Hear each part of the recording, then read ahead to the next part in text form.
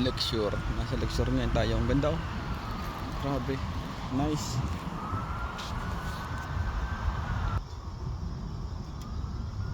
Ayan mga idol oh, naka-uniform tayo. Inabot tayo ng ulan kanina. Kaya kuwan, bakit yung weather? Tapos kuwan pa. Ang lakas pa ng hangin. Kaya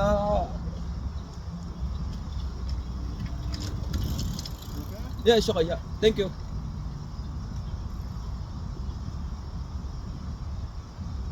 So, natagalan tayo sa ride. Grabe. Ang lakas ng hangin. Tapos hindi ako makasipa. Nakuha na yung aking kuwan na bintik. Nalakit na. Kakakuan. Hindi dumi na ng kags ko. Mamaya lilinisin ko na naman. Tapos ilang araw na naman tayo hindi nakaka-ride kasi gawa ng mag-work na naman tayo. Busy na naman tayo. Next week medyo maganda-ganda na yung weather. Makakalayo-layo na tayo. Makaka-100 na tayo. Ngayon hindi tayo maka-100. Ang lakas na ng hangin tapos ang ginaw pa. Tapos naulan pa. Yan mga idol.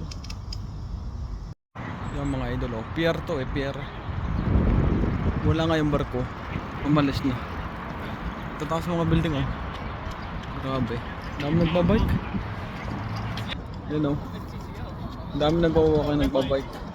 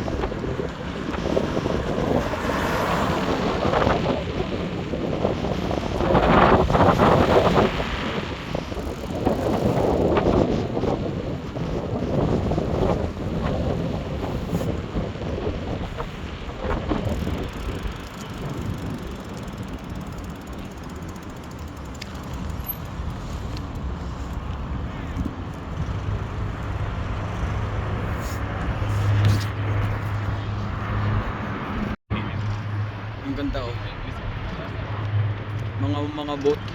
Pupunta ito ng Center Island eh. Kaya lang kukunti ang pasahero ngayon, mangay ng panahon. Masama ngayon ng weather. Pangit. Ayun, naglalangay pa maybe oh. Nakakatawa. Ay, ang gatataas yung mga building dito oh. Yan. Kukunti nagbabay kayo. Kanina ang dami. Nagmamadali kasi naulan nga. Yung mga idol oh. Namamahinga ngayon tayo. Malayo na kasi ang nakapan natin. Baka na mga 50 km. Ang ganda oh. Nice. Dami mga bangka. Ayan oh. Lip kasi ito eh. Hindi pa ito dagat. Dito sa Canada. Ayan oh. Nagja-jogging. Oh, ang lakas ng nagja-jogging nila. Kanina pa yun. Naabutan pa ako. Hirap na ako eh. Hindi na ako makabanat. Naabutan ko yung mamaya. Namamahinga lang ako. Magmamadali na ako kasi uulan na. Uulan na hindi ko malaman. Ang gulo.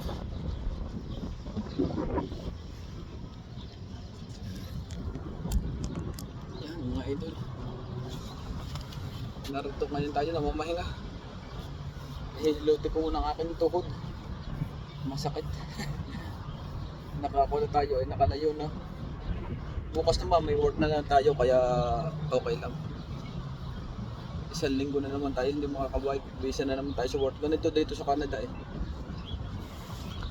Yan mga idol.